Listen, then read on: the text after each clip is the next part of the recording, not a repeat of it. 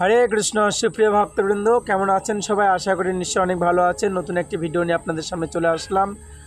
তো হরে কৃষ্ণ। আগামীকাল পবিত্র যোগিনী একাদশী, এটা অত্যন্ত গুরুত্বপূর্ণ। আগামীকাল 2 জুলাই 2024 খ্রিস্টাব্দ, রোজ মঙ্গলবার, শ্রী শ্রী যোগিনী একাদশীর ব্রত মাহাত্ম্য। তো আপনারা সকলে একাদশী ব্রত পালন করবেন এবং নিজে পালন করবেন, অন্যকে একাদশী পালনে উৎসাহিত করবেন। এবারে আমরা একাদশীর সম্পর্কে বিস্তারিত আলোচনা করব, সঙ্গেই থাকবেন। হরে কৃষ্ণ। তো আগামীকাল পবিত্র শ্রী শ্রী যোগিনী একাদশী ব্রত মাহাত্ম্য। তো আমাদের অবশ্যই একাদশীর আগের দিন অবশ্যই আমাদেরকে সংযম পালন করতে হবে এবং একাদশীর দিন যথাবাহিত নাম গুণকীর্তন অর্থাৎ উপবাসের মধ্য দিয়ে একাদশীর দিন পালন করতে হবে এবং পরের দিন যথাসময়ে অবশ্যই আমাদের পালন করতে হবে। তো সকলকে ধন্যবাদ। হরে কৃষ্ণ। তো আজকে জানিয়ে দিচ্ছি একাদশীর যোগিনী একাদশীর মাহাত্ম্য সম্পর্কে। এই যোগিনী একাদশীর মাহাত্ম্য অর্থাৎ আষাঢ় মাসের শুক্লপক্ষে যোগিনী একাদশীর মাহাত্ম্য বর্ণনা করা হয়েছে। তো ব্রহ্মবৈবর্ত পুরাণে আষাঢ় মাসের শুক্লপক্ষে একাদশীর ব্রত মাহাত্ম্য যুধিষ্ঠির এবং শ্রীকৃষ্ণ সংবাদে বর্ণিত আছে। যুধিষ্ঠির মহারাজ বললেন, হে বাসুদেব, আষাঢ় মাসে কৃষ্ণপক্ষীয় একাদশীর মাহাত্ম্য কি, কৃপাপূর্বক আমাকে বলুন। শ্রীকৃষ্ণ বললেন, হে মহারাজ, সকল পাপ নাশিনী ও মুক্তিপ্রদ এই উত্তম ব্রতের কথা বলছি, আপনি কৃপা করে শ্রবণ করুন। আষাঢ় মাসে কৃষ্ণপক্ষীয় একাদশী যোগিনী নামে খ্যাত। মহাপাপ নাশকারী এই তিথি ভব সাগর পতিত মানুষদের উদ্ধার লাভের একমাত্র নৌকা স্বরূপ। ব্রত পালনকারীদের পক্ষে এটি সর্বশ্রেষ্ঠ ব্রত বলে মনে করে এবং প্রসিদ্ধিত।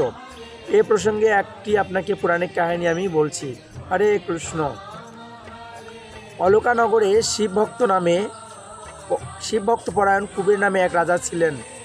তিনি প্রত্যহ শিব পূজা করতেন এবং তার হেমমালী নামে একজন মালী ছিল। প্রতিদিন শিব পূজার মানস সরোবর থেকে ফুল তুলে যক্ষরাজ কুবেরকে দিত। বিশালাক্ষী নামে হেমামালীর এক পরমা রূপবতী পত্নী ছিল। সে অত্যন্ত সুন্দরী পত্নীর প্রতি অত্যন্ত আসক্ত ছিল। একদিন সে তার স্ত্রী প্রতি কামাসক্ত হয়ে পড়ল। রাজভবনে যাওয়ার কথা সে ভুলে গেল। বেলা 2 প্রহর অতীত হলো, অর্চনের সময় চলে যাচ্ছে দেখে রাজা ক্রুদ্ধ হলেন এবং মালির বিড়ম্বনার কারণ অনুসন্ধানে এক দূত প্রেরণ করলেন। হরে কৃষ্ণ। দূত এসে রাজাকে বলল সে গৃহে স্ত্রী আনন্দে মত্ত। দূতের কথা শুনে কুবের অত্যন্ত রেগে তখনই মালিকে তার সামনে হাজির করতে আদেশ দিলেন। এদিকে মালি কুবের পূজার সময় অতিবাহিত হয়ে বুঝতে পেরে অত্যন্ত ভয় পেয়ে গেলেন এবং স্নান না করে সে রাজার কাছে উপস্থিত হলেন। তাকে দেখা মাত্র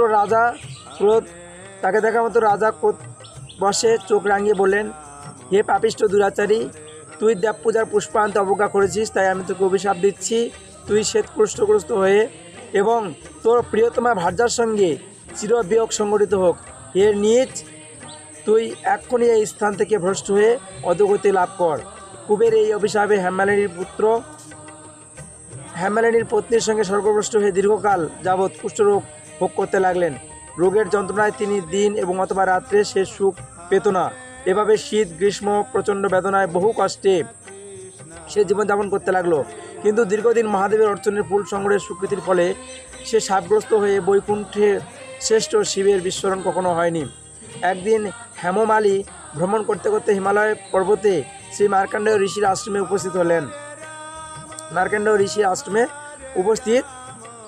হলেন। কুষ্ঠরোগে পীড়িত সপত্নী হেমমালী দর্শন করে শ্রী মার্কণ্ডেয় ঋষি তাকে জিজ্ঞাসা করলেন, তুমি কার অভিশাপে এরকম নিন্দনীয় কুষ্ঠরোগ প্রাপ্ত হয়েছ? সে উত্তরে বলল, হে মণিবর, রাজা ধনকুবের আমি ভৃত্য ছিলাম। আমার নাম হেমমালী। প্রত্যহ মানস সরোবর থেকে ফুল তুলে শিব পূজার জন্য রাজাকে দিতাম। কিন্তু দুর্ভাগ্যক্রমে একদিন রাজার মনোরঞ্জন হেতু কামাসক্ত হয়ে সেই ফুল দিতে বিলম্ব হয়। রাজা অভিশাপে এরকম দুর্দশাগ্রস্ত প্রাপ্ত হয়েছি। পরোপকারী সাধুগণের স্বাভাবিক কর্ম। হে ঋষিশ্রেষ্ঠ, আমি অত্যন্ত অপরাধী, কৃপা করে আমার প্রতি প্রসন্ন হন। তখন দয়াত্ম চিত্তাত্ম মার্কণ্ড ঋষি বললেন, হে মালী, তোমার মঙ্গলের জন্য শুভ প্রদানকারী এক ব্রতের উপদেশ করছি। তুমি আষাঢ় মাসে কৃষ্ণপক্ষে যোগিনী নামক একাদশী ব্রত পালন করো। এই ব্রতের প্রভাবে তুমি অবশ্যই কুষ্ঠব্যাধি থেকে মুক্ত হবে।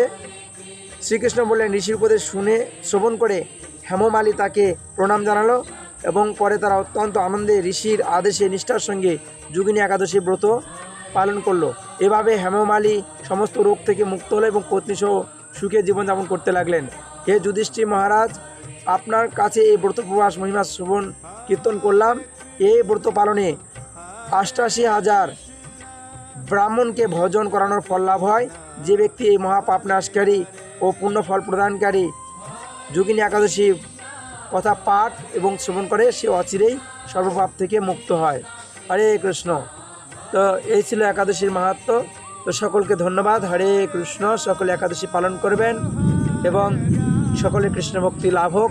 হরে কৃষ্ণ। আমাদের ভিডিওটি ভালো লেগে থাকলে অবশ্যই লাইক এবং কমেন্ট করে আমাদেরকে জানাবেন।